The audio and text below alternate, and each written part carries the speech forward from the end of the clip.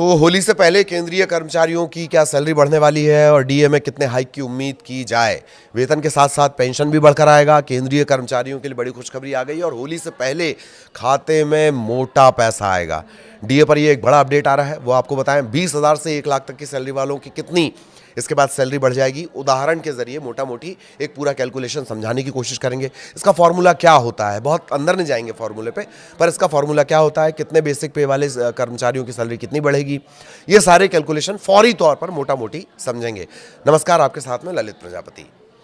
केंद्रीय कर्मचारियों और पेंशनर्स को जल्द बड़ी खुशखबरी मिल सकती है। लेबर ब्यूरो की तरफ से दिसंबर 2025 का AICPI IW, ध्यान से सुनिए, AICPI IW क्या होता है? ये होता है सर्व वस्तु उपभोक्ता मूल्य सूचकांक। इसी के जरिए सारे हाइक और इसी के इर्द गिर्द सारे हाइक होते हैं। तो इसका डेटा जारी होने के बाद अनुमान लगाया जा रहा है कि महंगाई भत्ता और महंगाई भत्ता राहत, एक होता है DA जो कर्मचारियों को मिलता है, एक होता है DR डियरनेस रिलीफ, ये मिलता है पेंशनर्स को। तो DA और DR माना यह जा रहा है कि 2-2% ये बढ़ाया जा सकता है। अब वास्तव में कितना बढ़ेगा ये तो सरकार की घोषणा के बाद ही साफ होगा। कहा यह जा रहा है कि सरकार अगले महीने यानी मार्च 2026 में ये ऐलान कर सकती है। अब यहां ये जान लीजिए कि 7वें वेतन आयोग 7th पे कमीशन का समय 31 दिसंबर 2025 को खत्म हो गया, पर 8वें वेतन आयोग की सिफारिश होने, उसके लागू होने तब तक बहुत टाइम लग जाएगा। तब तक महंगाई से राहत कैसे मिलेगी? तब तक जो राहत मिलेगी वो 7th पे कमीशन के हिसाब से मिलेगी। इसी के हिसाब से डीए का कैलकुलेशन होता रहेगा।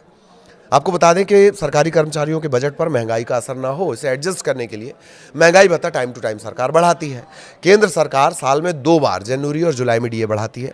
इसका कैलकुलेशन बेसिक पे के हिसाब से किया जाता है।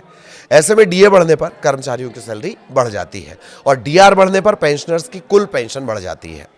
DA-DR का जो कैलकुलेशन है वो AICPI IW के 12 महीने के औसत के आधार पर किया जाता है। 12 महीने का औसत अभी क्या आया है? अभी दिसंबर का आया है, तो पूरे 12 महीने का एक एवरेज निकाला जाएगा। ये होता क्या है? AICPI IW यानी all India consumer price index. Industrial workers एक मासिक इंडेक्स होता है जो इंडस्ट्रियल लेबर द्वारा एक तय बास्केट में शामिल वस्तुओं और सेवाओं के खुदरा दाम में समय के साथ होने वाले बदलाव को मापता है। लेबर ब्यूरो हर महीने AICPI IW का आंकड़ा जारी करता रहता है। यही जो डेटा है लाखों मजदूरों, अच्छा जब मैं मजदूरों बोल रहा हूं तो इसको कर्मचारी समझिए, लाखों मजदूरों और कर्मचारियों के वेतन और डीए को तय करने के लिए इस्तेमाल किया जाता है। अब 2% महंगाई भत्ते की चर्चा हो क्यों रही है? क्योंकि दिसंबर 2025 के लिए ये जो आंकड़ा आया AICPI IW, इसका आंकड़ा है 148.2। इससे 12 महीने का एवरेज जो निकाला जाएगा, अगर इसी आंकड़े का जो 12 महीने सूचकांक का जो 12 महीने का एवरेज निकलेगा वो होता है 145.54। अब कैलकुलेशन के मुताबिक डीए बनता है 60.33%। 60.33% बनता है, इसे राउंड फिगर में 60% माना जाए। अब मौजूदा डीए चूंकि 58% है, ऐसे में 60 - 58 यानी 2% आता है। यही बढ़ोतरी हो सकती है, ये बताया जा रहा है। कहा जा रहा है कि सरकार मार्च में इस बात का ऐलान कर सकती है। कहा यह भी जा रहा है कि होली से पहले ही डीए बढ़ाने का ऐलान हो सकता है। आपको बता दें कि केंद्र सरकार ने जून 2025 के AICPI IW आंकड़े के आधार पर डीए में 3% की बढ़ोतरी की थी। तब वो बढ़कर डीए जो था वो 55 से बढ़कर 58 हो गया था। सरकार ने ये बढ़ोतरी अक्टूबर 2025 में नोटिफाई की थी। जनवरी 2026 के लिए कैसे निकाला जाएगा भाई डीए, बढ़ा हुआ डीए? पहले दिसंबर 2025 के डीए का कैलकुलेशन समझ लीजिए। डीए का कैलकुलेशन इस फॉर्मूले से होता है, DA इक्वल्स टू 12 महीने का AICPI का जो एवरेज है, सूचकांक का जो एवरेज है, ठीक है, इसके साथ 2001 का बेस उसमें इस्तेमाल होता है, ठीक, माइनस 261.42। इसको बटा करेंगे, गुणा करेंगे 261.42 गुणित 100, ठीक। ये बेस ईयर का फंडा है। पहले 2016 बेस ईयर के इंडेक्स को 2001 बेस ईयर में बदलना होगा। इसके लिए फैक्टर 2.88 का लगाया जाता है। 2.88 का ये फैक्टर 2016 वाले नए बेस को 2001 वाले पुराने बेस के बराबर करने के लिए निकाला गया है। ये थोड़ी जटिल चीज़ है, बहुत ज़्यादा समझने की जरूरत नहीं, लेकिन जानकारी होनी चाहिए। अब जनवरी के लिए डीए परसेंट जब निकाला जाएगा तो फॉर्मूले के आधार पर यह आएगा 60.33%। राउंड फिगर में माना जा रहा है कि 60% इसको माना जाएगा। फिलहाल फॉर्मूले की इतनी समझ रखिए क्योंकि ये थोड़ा सा जटिल है। इसमें बेस ईयर आएगा, बेस ईयर के बाद जो सूचकांक है वो आएगा, ठीक है। फिर 288.88 ये भी आएगा। आगे आपको उदाहरण भी बताएंगे। लेकिन क्या मार्च में डबल तोहफा मिल सकता है? ये एक बड़ा सवाल है। पहले इसका जवाब, प्रधानमंत्री नरेंद्र मोदी की अध्यक्षता वाली केंद्रीय कैबिनेट मार्च 2026 की शुरुआत में इस फैसले को मंजूरी दे सकती है। चूंकि ये बढ़ोतरी 1 जनवरी 2026 से लागू मानी जाएगी, इसलिए कर्मचारियों को सिर्फ बढ़ी हुई सैलरी नहीं मिलेगी बल्कि पिछले महीनों का पूरा एरियर मिलेगा। तो इसका मतलब ये है कि अगर मार्च में घोषणा होती है तो होली के आसपास आने वाली सैलरी में फरवरी महीने का बढ़ा हुआ वेतन और जनवरी का जो बकाया एरियर है वो जुड़कर आ सकता है। त्योहार के मौके पर एक मुश्त राशि मिलना किसी तोहफे से कम नहीं है। पेंशन भोगियों के लिए भी ये उतनी बड़ी राहत की खबर होगी क्योंकि उनकी महंगाई भत्ता कर्मचारियों का होगा, महंगाई राहत किसकी हो गई? पेंशनर्स की हो गई। उनमें भी इसी अनुपात में बढ़ोतरी होगी।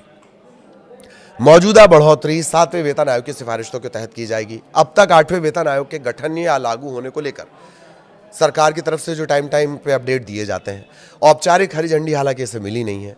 तो ये डीए बढ़ोतरी 31 दिसंबर 2025 को 7वें वेतन आयोग के औपचारिक समापन के बाद पहली समीक्षा होगी। अब एक मोटा मोटी आपको उदाहरण बता देते हैं। सैलरी स्लैब से आप समझ सकते हैं 20,000 से 1 लाख तक की सैलरी वालों की कितनी सैलरी बढ़ेगी। मौजूदा समय में 58%, 2% का इजाफा तो बढ़कर ये कितना हो जाएगा? 60%। इसमें केंद्रीय कर्मचारियों की सैलरी भी बढ़ जाएगी।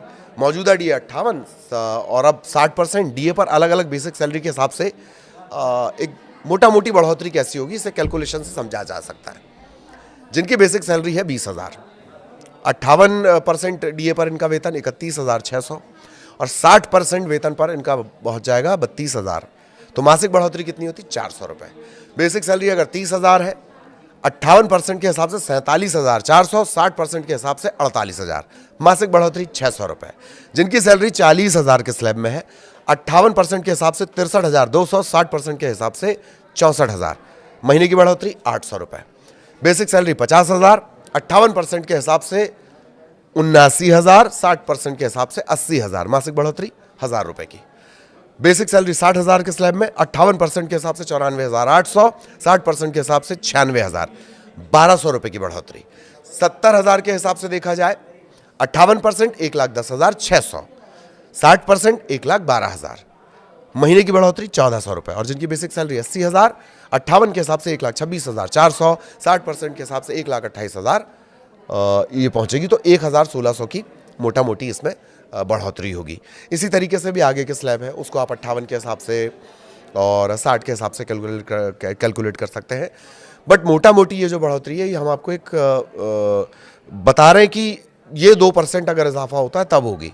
ये ऐलान के बाद ही क्लियर होगा। कुल मिलाकर देखा जाए तो केंद्रीय कर्मचारियों की जो सैलरी है सालाना 4,800 रुपये से 24,000 तक की इसमें बढ़ोतरी होगी अलग अलग स्लैब के हिसाब से। हालांकि 1 लाख से जो बेसिक 1 लाख से ज़्यादा बेसिक जो कर्मचारी सैलरी पाते हैं उसकी और ज़्यादा बढ़ेगी, उसका कैलकुलेशन हमने आपको नहीं बताया। लेकिन डीए में कितनी बढ़ोतरी होगी इसे लेकर अभी केवल कयास और अनुमान ही लगाए जा रहे हैं। वास्तविक बढ़ोतरी सरकार की जो घोषणा है उसके बाद ही पता चल पाएगी। तो अभी ये बिल्कुल क्लियर नहीं होगा। आगे इससे जुड़ा अपडेट जो भी रहेगा वो आप तक पहुंचाएंगे। नमस्कार।